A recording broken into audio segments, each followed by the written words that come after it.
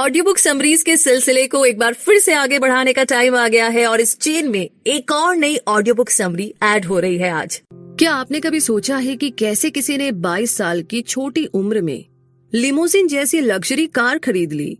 कैसे कोई 30 साल की उम्र में रिटायर होने के बाद भी कंफर्टेबल और शानदार जिंदगी जी रहा है? क्या आपको लगता है कि किसी इंसान का कम उम्र में अच्छा खासा पैसा कमाकर रिटायर होना वाकई में पॉसिबल है? तो इसका जवाब है कि हाँ, बिल्कुल ये पॉसिबल है। 60 से 65 यानी कि 60 से 65 की उम्र में रिटायर होना बहुत ही आम बात है, लेकिन आप इसे झूठा साबित कर सकते हैं। आप एक यंग मिलियनियर बन सकते हैं। ज्यादातर लोग इसी चाहत में कि किसी दिन अमीर जरूर बन जाएंगे, हर दिन इतना स्ट्रगल करते हैं। कई बार इसमें उनकी पूरी जिंदगी निकल जाती है। आप खुद को इससे बचा सकते हैं। कम उम्र में भी अपने दम पर आप वो सारे ऐशो आराम एक्सपीरियंस कर सकते हैं। आप अपने बच्चों को बड़ा होता हुआ देख सकते हैं, अपने शौक पूरे कर सकते हैं बिना किसी चिंता के। इस खूबसूरत जिंदगी को एंजॉय कर सकते हैं और पूरी दुनिया घूम सकते हैं। और सबसे बड़ी बात तो ये कि आप अपनी जिंदगी अपनी शर्तों पर खुलकर जी सकते हैं। तो आइए शुरू करते हैं summary of the millionaire fast lane, जिसे लिखा है एमजे डेमार्को ने। तो इस समरी में आप बहुत कुछ सीखने वाले हैं, जैसे कि पैसों के बारे में हमने जो गलतफहमी पाल रखी है उस बारे में आप जानेंगे। इसे पढ़ने के बाद और सुनने के बाद आप ये समझ जाएंगे कि पूरी उम्र गुजारने के बाद भी अमीर बनने का कोई मतलब नहीं रह जाता। ये लग्जरी, ये पैसा तो जवानी में एंजॉय करने की चीजें हैं। इस समरी में 3 तरह की स्ट्रेटेजीज बताई गई है। आप उनकी इम्पोर्टेंस और कमियों के बारे में जानेंगे। इन तीनों में से सिर्फ फास्ट लेन की स्ट्रेटेजी ही है जो आपको सक्सेस और पैसे के रास्ते पर ले जाती है। पैसा अपनी मंजिल को देखने से नहीं मिलता है, बल्कि जो रास्ता आपको वहां तक ले जाता है उस पर फोकस करने से मिलता है। ये रोमांचक सफर आपको ये भी समझा देगा कि असली दौलत वो नहीं है जो आपको महंगी चीजें खरीदने की पावर देती है, बल्कि सच्ची दौलत तो फैमिली के साथ अच्छी हेल्थ और एक आजाद जीवन में छुपी होती है। ये समरी आपको कम उम्र में ही बहुत पैसा कमाने की टेक्निक बताएगी। तो क्या आप इसके लिए तैयार हैं? तो चलिए बिना देर किए शुरू करते हैं। फर्स्ट चैप्टर है द ग्रेट डिसेप्शन, यानी कि सदियों से अमीर बनने का एक घिसा पिटा रवैया चल रहा है कि एक ढंग की जॉब ढूंढो, पैसा बचाओ, खर्चे कम करो, म्यूचुअल फंड में पैसा इन्वेस्ट करो और एक दिन आप जरूर अमीर बन जाओगे। लेकिन ऐसा करने में तो 25 या 30 साल तो बहुत आराम से लग सकते हैं। इस हिसाब से तो आप पूरी जिंदगी कोहुल के बैल की तरह मेहनत करते रहेंगे, वो भी सिर्फ इसीलिए कि जब आप बूढ़े हो जाएंगे तो अमीर बन सके। लेकिन जवानी खत्म होने के बाद आप बुढ़ापे में इतने पैसों का करोगे क्या? इस तरह जीने से आप सिर्फ अपनी जवानी ही नहीं बल्कि अपना टाइम, हेल्थ, फ्रीडम ये सब गंवा देते हैं। तो आइए कहानी से इसे समझते हैं। शिकागो के एक इन्वेस्टमेंट बैंकर ने फास्ट लेन के फोरम में अपना एक्सपीरियंस शेयर किया। जब वो 23 साल के थे तो उनकी अच्छी खासी जॉब थी। सैलरी के साथ साथ उन्हें कमीशन भी अच्छी मिल जाती थी। बैंकर ने कहा कि जब भी वो कुछ लोगों को ऐशो आराम की जिंदगी जीते हुए देखते और महंगी स्पोर्ट्स कार चलाते हुए देखते थे तो उन्हें अपनी जॉब से चिढ़ होने लगती थी। और वो लोग कोई नौजवान लड़के लड़कियां नहीं थे, बल्कि 50 के आसपास के लोग रहे होंगे।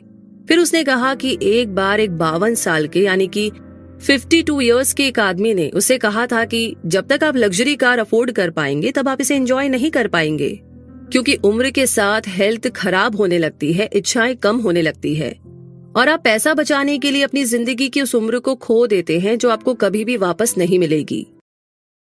तो अब इस बारे में सोचिए कि आप क्या कर रहे हैं।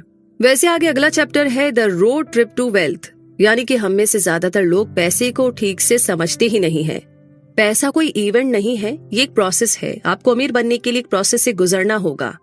ये एक रोड ट्रिप की तरह है, लेकिन आपको सिर्फ अपनी मंजिल पर फोकस करने के बजाय इस रास्ते का भी आनंद लेने की जरूरत है। तो आपकी मंजिल आपका इवेंट है और ये जर्नी वो प्रोसेस है। अब इस सफर पर जाने के लिए 3 इंपॉर्टेंट चीजों की जरूरत है। पहली तो है कार, जो आप खुद है, क्योंकि सिर्फ आप डिसाइड करते हैं कि आपको जाना कहाँ है। दूसरी चीज है कि आप अपनी मंजिल तक जाने के लिए कौन सा रास्ता चुनते हैं, तो वो है आपकी चॉइसेस। और तीसरी चीज है स्पीड, यानी किस स्पीड से, किस गति से अपने आइडियाज को आप अप्लाई करना शुरू करते हैं। एक बार ऑथर एमजे डेमार्को अपने कुछ दोस्तों के साथ शिकागो से रोड ट्रिप के जरिए साउथ फ्लोरिडा जा रहे थे। बीच रास्ते में उनकी गाड़ी खराब हो गई। वो अब भी अपनी मंजिल से काफी ज्यादा दूर थे और रास्ते में फंस गए थे। ऐसा इसीलिए हुआ क्योंकि वो अपनी मंजिल पर फोकस कर रहे थे, उस जर्नी पर नहीं। उन्होंने निकलने से पहले पेट्रोल, कार के इंजन, रोड मैप, इन सभी जरूरी बातों पर ध्यान ही नहीं दिया। अगर उन्होंने इन जरूरी बातों का ध्यान रखा होता तो बिना किसी परेशानी के आराम से अपनी मंजिल तक पहुंच जाते। इसीलिए हमेशा याद रखें कि मंजिल तक पहुंचना तो जरूरी है, लेकिन जल्दी पहुंचने के चक्कर में अगर आपने दूसरी बातों को नजरअंदाज किया या गलत रास्ता चुन लिया तो रास्ते में बहुत सी मुश्किलें आ सकती है। इसीलिए अगर आपने रास्ते पर भी ध्यान दिया तो आप बिल्कुल समय पर अपनी मंजिल तक पहुंच जाएंगे। इमेजिन कीजिए कि एक दिन आप एक ब्लॉग पढ़ते हैं जिसमें लिखा है कि एक कम उम्र के लड़के ने अपनी कंपनी $30 मिलियन में बेच दी। अब ये एक इवेंट है जिसकी हर कोई चर्चा और तारीफ कर रहा है, लेकिन इसके पीछे की कड़ी मेहनत के बारे में कोई नहीं जानता। कोई नहीं जानता कि उस आदमी ने दिन रात बिना रुके बिना आराम किए अपना कितना टाइम और एनर्जी उस काम में दी होगी। जब भी किसी को सक्सेस मिलती है तो हर किसी की नजर उस पर होती है, लेकिन उस सक्सेस के पीछे की लंबी जर्नी और स्ट्रगल के बारे में कोई नहीं जानता। लेकिन सच तो ये है कि वो इवेंट सिर्फ उस जर्नी और उस प्रोसेस की वजह से ही पॉसिबल हो पाया था। एक बार एक एथलीट ने प्रो बास्केटबॉल का गेम खेलने के लिए $50 मिलियन का कॉन्ट्रैक्ट साइन किया। ये एक इवेंट था जिसे सबने देखा, लेकिन कॉन्ट्रैक्ट पर साइन करने के कुछ ही मिनटों के बाद वो एथलीट अमीर नहीं हो गया। उसने अपना नाम बनाने के लिए बहुत मेहनत की, एक लंबा सफर तय किया, तब जाकर के उसे वो कॉन्ट्रैक्ट मिला। उसने अपने स्किल को इम्प्रूव करने के लिए घंटों प्रैक्टिस की, हजारों बार वो गिरा, न जाने कितनी बार उसे अपने घाव की वजह से सर्जरी करवानी पड़ी। आपको क्या लगता है कि उसे सब आसानी से मिल गया होगा? नहीं, उसे भी कई बार रिजेक्ट किया गया, वो कई बार फेल भी हुआ। उसने अच्छे बुरे हर तरह के दिन देखे और इन्हीं खट्टे मीठे एक्सपीरियंस ने उसकी जर्नी को उसकी मंजिल तक पहुंचाया। चलिए मान लीजिए कि आप कुकीज बनाना चाहते हैं। आप किचन में जाते हैं और एक बोल में चीनी और आटा मिक्स कर देते हैं। आपको क्या लगता है क्या होगा? आप आंखें बंद करेंगे और कुकीज अपने आप तैयार हो जाएंगे? नहीं, ऐसा कुछ भी नहीं होने वाला जब तक कि आप कुकीज बनाने वाले हर सामान को बोल में नहीं डालेंगे, एक रेसिपी में दिए गए हर इंस्ट्रक्शन को फॉलो नहीं करेंगे, तब तक कुकीज नहीं बन सकती। तो सक्सेस भी एक रेसिपी की तरह है। जब तक आप जरूरी बातों का ध्यान नहीं रखेंगे तब तक आपको दौलत नहीं मिल सकती। अगर एक भी इंग्रेडिएंट, एक भी मसाला छूट जाए तो रेसिपी खराब हो जाती है। इसीलिए हर पहलू पर ध्यान दीजिए, तभी आपको एक्स्ट्रा ऑर्डिनरी सक्सेस मिलेगी। तो इस एग्जाम्पल को समझने के बाद अब आगे बढ़ते हैं और बात करते हैं अगले चैप्टर की, the side walk road map. आइए अब रोड मैप के बारे में समझते हैं। एमजे ने समझाया है कि 3 तरह के रोड मैप होते हैं। पहला है साइड वॉक रोड मैप, जो आपको पैसे की तंगी और गरीबी की ओर ले जाता है। इसे फॉलो करने वालों को साइड वॉकर कहते हैं। ये लोग लाइफ में कोई फाइनेंशियल प्लान नहीं बनाते। वो अपनी इनकम को अपने रोज के खर्चों और कई बार फिजूल खर्चों के कारण उड़ा देते हैं।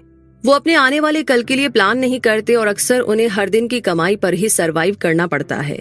इसीलिए डिसिप्लिन की कमी और खराब फाइनेंशियल मैनेजमेंट के कारण ये साइडवॉक का रास्ता इंसान को गरीबी की ओर ले जाता है। अब 2 तरह के साइडवॉकर होते हैं, इनकम पुअर और इनकम रिच। ऐसे लोगों की नेटवर्थ 0 या नेगेटिव होती है। रिसर्च से पता चला है कि 85% यानी कि 85% अमेरिकन इस कैटेगरी में आते हैं। ना इनके पास कोई सेविंग होती है, ना पैसे और ना ही कोई डिपॉजिट। इतना ही नहीं, इन लोगों पर बहुत भारी लोन भी होता है, जिसमें car loan, home loan, personal loan सब कुछ शामिल है। लेकिन फिर भी आपको उनके घर में latest flat screen TV, mobile, latest technology वाले सारे गैजेट और काफी कुछ देखने को मिलेगा। ये सब जिंदगी की जरूरतें तो नहीं है। हाँ, आप इन्हें शौक जरूर कह सकते हैं। Income poor side walker future के लिए पैसे नहीं बचाते, ना ही वो अपने बुढ़ापे के लिए कुछ प्लान करते हैं और ना ही जिंदगी की किसी इमरजेंसी के लिए। वो बस सारा पैसा शो ऑफ करने में बर्बाद कर देते हैं। इसीलिए जिंदगी के सफर के लिए ये रास्ता बिल्कुल भी सेफ नहीं है, क्योंकि अगर आपको रास्ते में ठोकर लगी तो आपको संभलने तक का मौका नहीं मिलेगा। ये ठोकर कुछ भी हो सकती है, जैसे जॉब का छूट जाना, इंटरेस्ट रेट बढ़ जाना, अचानक से कोई एक्सीडेंट होना, किसी बीमारी का शिकार हो जाना या फिर दुनिया में फैली मंदी। ये तो वैसा ही हुआ कि ऐसे लोगों के पास एक ब्रांड न्यू लग्जरी कार तो है, लेकिन हेल्थ इंश्योरेंस नहीं है। अब ऐसे में अगर उनकी लाइफ में कोई एक्सीडेंट हो जाता है तो उन्हें अपनी जेब से पैसे भरने पड़ेंगे, जिससे उन पर और ज्यादा लोन चढ़ जाएगा और फिर वो इस कभी भी ना खत्म होने वाली गरीबी के जाल में उलझकर रह जाएंगे। अब बात करते हैं इनकम रिच साइड वॉकर की। एक बार एक रैपर था जिसने सिर्फ 3 साल में 2 हिट रैप सॉन्ग्स दिए और वो काफी फेमस हो गया, लेकिन बहुत जल्दी ही उसका दिवाला भी निकल गया था। आपको सुनकर हैरानी होगी कि वो हर महीने $4 मिलियन कमा रहा था, लेकिन फिर भी उसकी फाइनेंशियल कंडीशन बहुत खराब हो गई। इसका भी वही कारण था, पुअर मैनेजमेंट स्किल। जैसे कि फेमस एक्टर, म्यूजिशियन अक्सर अपने लुक्स को मेंटेन करने के लिए लंबा पैसा खर्च करते हैं। वो महंगे डिजाइनर कपड़े पहनते हैं, आलीशान सी फेसिंग घर में रहते हैं और महंगी गाड़ियां ड्राइव करते हैं। इन सभी चीजों को देखकर हमें लगता है कि वो कितने ऐशो आराम और मजे से रहते हैं, है ना? लेकिन क्या आपने कभी सोचा है कि ऐसी लाइफस्टाइल को मेंटेन करने के लिए कितना खर्च होता होगा? और प्रॉब्लम यहीं से शुरू होती है। वो जितना कमाते हैं उससे ज्यादा खर्च करते हैं। मान लीजिए कि वो हर महीने $50 कमाते हैं, तो उनके खर्चे कम से कम $60 होंगे। यही कारण है कि वो कभी भी पैसा जमा नहीं कर पाते। उनके करियर में आई एक छोटी सी फेलियर की उन्हें बड़ी कीमत चुकानी पड़ती है। कई ब्लॉकबस्टर गाने रिलीज करने के बावजूद भी एक फ्लॉप गाना या एक फिल्म उन्हें बर्बाद कर सकती है। तो साइड वॉक रोड मैप को समझने के बाद अब आगे बढ़ते हैं और बात करते हैं, हैज योर वेल्थ बीन टॉक्सिफाइड? यानी कि हम अक्सर वेल्थ को उन चीजों से आंकते हैं जो महंगी चीजें हमारे पास होती है, लेकिन ये नजरिया गलत है। पैसों की वर्थ जानने का सही तरीका है वेल्थ ट्रिनिटी। जैसा कि नाम से ही समझ में आता है कि इसमें 3 चीजें शामिल है, फैमिली, फिटनेस और फ्रीडम। सबसे पहले वेल्थ का मतलब होता है अपने परिवार से एक गहरा और मजबूत रिश्ता। दूसरा है हेल्दी और फिट बॉडी। एक हेल्दी और स्ट्रॉन्ग बॉडी से ज्यादा कीमती कुछ नहीं होता। और तीसरा है फ्रीडम, यानी कि आजादी। ये अपनी पसंद से डिसीजन लेने और अपने तरीके से जिंदगी जीने की आजादी के बारे में है। पैसे भी 2 तरह के होते हैं, असली और नकली या आर्टिफिशियल। नकली पैसे का मतलब है पैसे का भ्रम होना। ये असली पैसे को बर्बाद कर देता है। आइए एक एग्जाम्पल की मदद से इसके फर्क को समझते हैं। एक्सप्रेसवे के पास एक अपार्टमेंट था। उस अपार्टमेंट को देख करके लगता था जैसे उसे रिपेयर की जरूरत है। उसका रंग धुंधला हो गया था और वो जगह जगह से टूट फूट गया था। एमजी जिम जाते वक्त अक्सर उसे देखा करते थे। उस पुराने अपार्टमेंट के पार्किंग लॉट में उन्होंने एक बहुत महंगी लग्जरी कार खड़ी देखी। उन्हें उस कार के ओनर के बारे में सोचकर आश्चर्य होता था। अगर वो $60,000 की कार अफोर्ड कर सकता है तब तो वो बहुत ही दौलतमंद होगा। लेकिन अगर वो इतना अमीर है तो ऐसे अपार्टमेंट में क्यों रहता है जिसकी हालत इतनी ज्यादा खराब है? उसे तो एक आलीशान बंगले में रहना चाहिए। तो इसका राज था कि उस कार का ओनर बिल्कुल भी अमीर नहीं था, वो बस अमीर दिखना चाहता था। इसे ही आर्टिफिशियल वेल्थ कहते हैं। ऐसा तब होता है जब आप सच में पैसे वाले नहीं होते हैं, लेकिन पैसे वाले होने का दिखावा करते हैं। आइए एक और कहानी सुनते हैं जो साबित कर देगा कि महंगी चीजें होने से कोई पैसे वाला नहीं हो जाता। असली वेल्थ है आपका परिवार, अच्छी हेल्थ और आजादी, यानी कि फ्रीडम। जैसे हेनरी सुकरानो एक बड़ी दवाई बनाने वाली कंपनी में काम करता था। वहाँ वो अच्छा कमा रहा था। कुछ समय के बाद हेनरी ने अपना ड्रीम हाउस खरीदा जिसकी कीमत थी $1.8 मिलियन।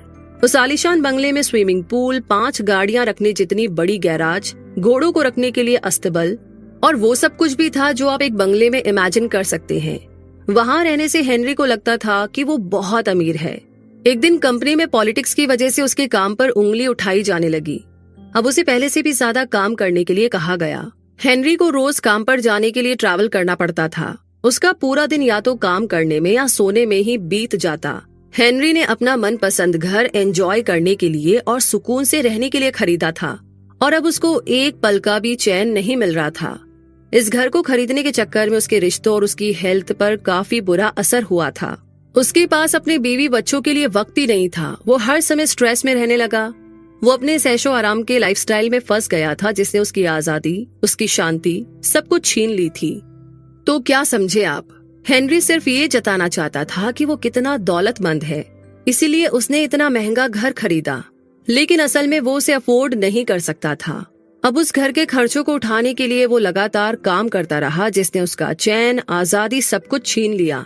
तो आर्टिफिशियल वेल्थ इस तरीके से असली पैसों का नाश कर देती है।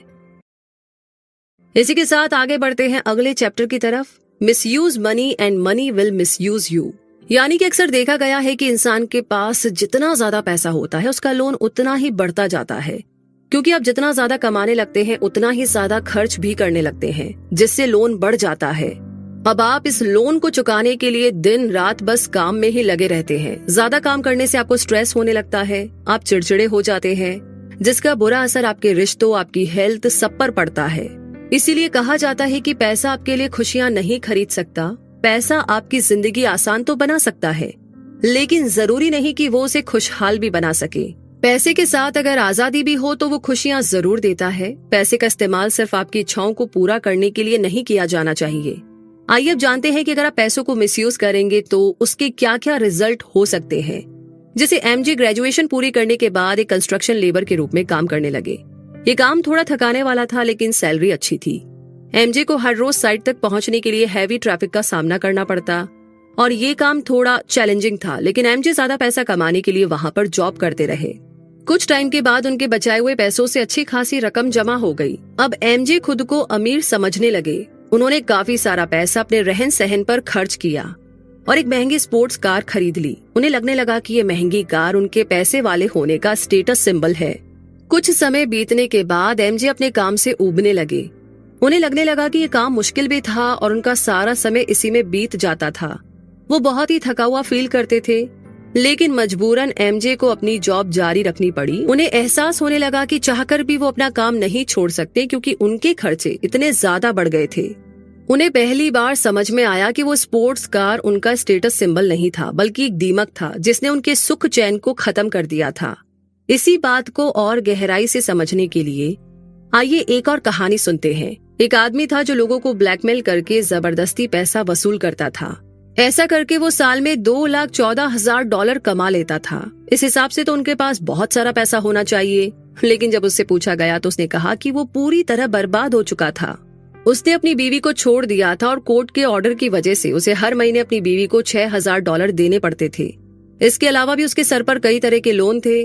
उसने लोगों को ब्लैकमेल किया ताकि वो फ्रीडम और खुशी हासिल कर सके, लेकिन वो कभी भी ये हासिल नहीं कर पाया क्योंकि उनके पैसों का गलत इस्तेमाल किया गया था और अब पैसा ही उसे गलत रास्ते पर ले जा रहा था। उसके पास पैसा था मगर वो अब भी कर्ज में डूबा हुआ था। वो ब्लैकमेलिंग से कमाए गए पैसों से खुशियां खरीदने की कोशिश कर रहा था, लेकिन ऐसी खुशी बहुत ही कम समय के लिए टिकती है। उसे एहसास ही नहीं हुआ कि कर्ज ने उसे पैसों का गुलाम बना दिया था और वो उस गुलामी से आजादी चाहता था। तो इसी कहानी के साथ आगे बढ़ते हैं और अगला चैप्टर है वेल्थ डिमांड्स अकाउंटेबिलिटी। यानी कि आपने हिच हाइकिंग के बारे में तो सुना है। हिच हाइकिंग का मतलब है सफर पर निकलना लेकिन रास्ते में दूसरों से लिफ्ट लेकर के आगे बढ़ना। अब ये बहुत ही रिस्की और खतरनाक होता है। कई लोग ऐसा किसी जर्नी के दौरान ही नहीं बल्कि अपनी जिंदगी में भी करते हैं, जहां वो अपने फाइनेंशियल प्लान का कंट्रोल दूसरों को सौंप देते हैं। इसमें आपके फाइनेंशियल डिसीजन कोई और लेता है। ऐसे लोग अक्सर असहाय और दूसरों पर डिपेंडेंट हो जाते हैं। इससे बचने का उपाय है जिम्मेदारी लेना, रिस्पॉन्सिबल बनना। जिम्मेदार होने का मतलब है कि आप अपनी गलतियों को स्वीकार करते हैं, एक्सेप्ट करते हैं। इसका मतलब ये भी है कि आप गलती को दोहराते नहीं हैं। एक दिन एमजे अपने एक दोस्त के साथ रेस्टोरेंट में डिनर कर रहे थे। उसने एमजे को बताया कि उसका आईडी कार्ड खो गया था, जिस वजह से वो बहुत ज्यादा परेशान थी। एमजे ने पूछा कि ये कैसे हुआ तो उसने कहा कि मैक्सिको के एक रेस्टोरेंट में उसका पर्स चोरी हो गया था। उस पर्स में आईडी कार्ड के साथ साथ और भी कई इंपॉर्टेंट पेपर्स थे और वो चोरी हो जाने से उसे बहुत नुकसान हुआ था। उसने कहा कि उसने पर्स टेबल पर रखा था, तभी अचानक कोई आया और पर्स उठाकर भाग गया। इस स्टोरी में समझाया गया है कि ये उस औरत की गलती थी कि उसका पर्स चोरी हो गया था। ये जानते हुए कि पर्स में इंपॉर्टेंट पेपर्स थे, उसने बड़ी लापरवाही से उसे ऐसे ही टेबल पर रख दिया। सबसे आश्चर्य की बात तो ये थी कि उसका पर्स पहले भी चोरी हुआ था। अपनी गलती को एक्सेप्ट कर उससे सीखने की बजाय उसने दोबारा वो गलती दोहराई। उसे टेबल पर अपना पर्स रखने की आदत थी और इसी का मतलब होता है हिच हाइकिंग। वो औरत खुद अपने आप को एक विक्टिम बना रही थी। यही उसकी गलती थी। जो कुछ भी हुआ उसे उसकी जिम्मेदारी लेकर दोबारा दोहराने से बचना चाहिए था। तो इस कहानी से सबक लेते हुए आगे बढ़ते हैं और बात करते हैं अगले चैप्टर की, the lie you have been sold, the slow lane. यानी कि साइड वॉकर के बाद आते हैं स्लो लेनर्स। अब स्लो लेन साइड वॉकिंग से बेहतर होता है। साइड वॉकर्स आज में जीते हैं, ना वो आने वाले कल की परवाह करते हैं और ना ही कोई प्लानिंग करते हैं। वो किसी चीज की जिम्मेदारी नहीं लेते। स्लो लेनर्स अपनी गलती को एक्सेप्ट करके उसे ना दोहराने की सोच रखते हैं। ये लोग एक ब्राइट फ्यूचर की कामना में अपने आज को ही सेक्रीफाइस कर देते हैं। वो दिन रात मेहनत करके अपने आने वाले कल के लिए पैसे बचाते हैं, लेकिन फ्यूचर में क्या होगा ये कोई नहीं जानता। पैसों का मजा तो जवानी में लिया जाना चाहिए, जब हम सब में उमंग और इच्छा दोनों होती है। जब आप बूढ़े हो जाएंगे तो इतने पैसों का क्या करेंगे? आइए इसे जो की कहानी से समझते हैं। जो एक टीनेजर था जिसका सपना था कि वो बहुत पैसा कमाए।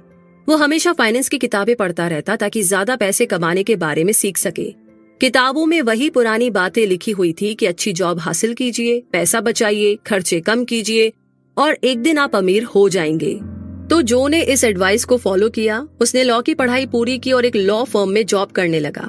जो अपने काम में इतना बिजी हो गया कि उसके पास अपने परिवार और दोस्तों के लिए टाइम ही नहीं था। वो मंडे से फ्राइडे काम में ही बिजी रहता और वीकेंड पर भी आराम नहीं करता, बल्कि आने वाले हफ्ते की तैयारी में लग जाता। अपनी जॉब में 12 साल काम करने के बाद वो इस जॉब से बोर होने लगा, लेकिन उसे मजबूरन वहां पर काम करना पड़ रहा था, क्योंकि उसे बताया गया था कि उसे बहुत जल्दी ही प्रमोशन मिलने वाला था, जिसके बाद उसकी सारी परेशानी दूर हो जाती। इसीलिए जो ने इस उम्मीद से वहां पर जॉब कंटिन्यू किया कि वो जल्दी ही अमीर हो जाएगा। वो बस अमीर होकर के लाइफ एंजॉय करने का सपना देखता रहा। लेकिन एक दिन अचानक हार्ट अटैक की वजह से जो की मौत हो गई। वो सिर्फ 51 यानी कि 51 का था। जो ने स्लो लेन रोड मैप को फॉलो किया था। उसने अपनी पूरी जवानी काम करने में लगा दी। ना ही उसने कभी परिवार को टाइम दिया और ना ही कभी खुद जिंदगी से संतुष्ट रहा। उसने अपनी इच्छाएं पूरी नहीं की, क्योंकि वो पैसा कमाने और फ्यूचर के लिए बचाने में काफी ज्यादा बिजी था। लेकिन वो फ्यूचर तो कभी आया ही नहीं और अमीर बनने से पहले ही उसकी मौत हो गई। तो जो कि इस कहानी से सबक लेते हुए आगे बढ़ते हैं। और अब अगला चैप्टर है wealth shortcut the fast lane. तो हमने देखा कि साइड वॉक और स्लो लेन दोनों ही रोड मैप में आपको या तो अपनी जवानी या अपना रिटायरमेंट सेक्रीफाइस करना पड़ता है। इन दोनों को बचाने का एक और रास्ता है, जो है फास्ट लेन रोड मैप। और ये इतना कमाल का ऑप्शन है जिसमें आप अपनी जवानी और अपना बुढ़ापा दोनों को एंजॉय कर सकते हैं। इस रास्ते पर चलकर आप छोटी उम्र में भी मिलियनियर बन सकते हैं। लेकिन आपको बैठे बिठाए कुछ नहीं मिलेगा, आपको मेहनत तो करनी ही होगी। फर्क सिर्फ इतना है कि अमीर बनने के लिए आपको बुढ़ापे तक इंतजार नहीं करना पड़ेगा, बल्कि आपको बहुत जल्दी ही इसका रिजल्ट भी मिल जाएगा। तो आइए एक कहानी से हम इसे समझते हैं। एक इजिप्शियन राजा के 2 भतीजे थे, चुम्मा और अजूर। वो दोनों 18 साल के थे। एक दिन राजा ने अपने दोनों भतीजों को एक पिरामिड बनाने के लिए कहा और उनसे वादा किया कि जो भी पहले पिरामिड बनाने में कामयाब होगा उसे राजा का सिंहासन और बहुत सारा पैसा दिया जाएगा। दोनों ने तुरंत अपना काम शुरू कर दिया। अजूर ने भारी पत्थर उठाने शुरू कर दिए और उन्हें स्क्वायर शेप में रखने लगा। उसे पिरामिड का बेस तैयार करने में पूरा 1 साल लगा। लेकिन चुम्मा का प्लाट अब तक खाली था। ना वहाँ कोई पत्थर था और ना ही उसने काम करना शुरू किया था। चुम्मा तो एक खास तरह का डिवाइस बनाने में बिजी था।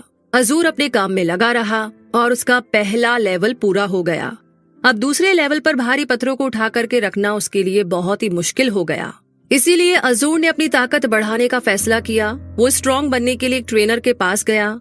इस बीच चुम्मा ने अपनी लिफ्टिंग मशीन बना ली थी और एक पत्थर को हिलाने में मशीन को 30 गुना कम समय लगा। जिस काम को पूरा करने में अजूर को 2 महीने लगे, उसे चुम्मा ने 2 दिन में ही पूरा कर दिया था। चुम्मा ने अपनी पिरामिड 26 साल की उम्र में तैयार कर दी, जैसा कि वादा किया गया था। राजा ने उसे सिंहासन सौंप दिया और इतनी कम उम्र में वो इतना अमीर हो गया था कि उसे जीवन में फिर कभी भी काम नहीं करना पड़ा। तो यहाँ पर अजूर स्लो लेन को फॉलो कर रहा था और चुम्मा ने फास्ट लेन का रास्ता चुना। अजूर ने सक्सेसफुल होने के लिए कड़ी मेहनत की, लेकिन चुम्मा ने बड़ी अक्लमंदी से सक्सेस हासिल की। चुम्मा कम उम्र में ही रिटायर हो गया और उसने अपनी जिंदगी का भरपूर आनंद लिया। तो इसी के साथ इस समरी का कंक्लूजन और निचोड़ ये है कि समरी में आपने सीखा कि कम उम्र में भी बहुत अमीर बना जा सकता है, पैसा कमाया जा सकता है। आपने 3 अलग अलग तरह के रोड मैप के बारे में भी जाना। अब आप समझ ही गए होंगे कि सिर्फ फास्ट लेन ही आपको कम उम्र में अमीर बना सकता है। इस समरी में आपने ये भी समझा कि महंगी गाड़ियां, आलीशान बंगला, महंगे गैजेट आपको अमीर नहीं बनाते हैं। ये बस दिखावा करने का स्टेटस सिंबल बन गया है। असली दौलत है अपने पसंद से जीने की आजादी। आप अपनी जिंदगी में जो रिश्ते और प्यार कमाते हैं वो है असली दौलत। एक हेल्दी बॉडी है आपकी सबसे बड़ी दौलत। इस जर्नी में आपने ये भी जाना कि पैसों तक ले जाने वाले रास्ते पर आप खुद अपनी कार के ड्राइवर होते हैं।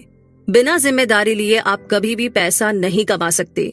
आपको खुद अपने डिसीजन लेने होंगे, आपको रिस्पॉन्सिबल बनना होगा। आपको ये विश्वास होना चाहिए कि कम उम्र में भी आप अमीर हो सकते हैं।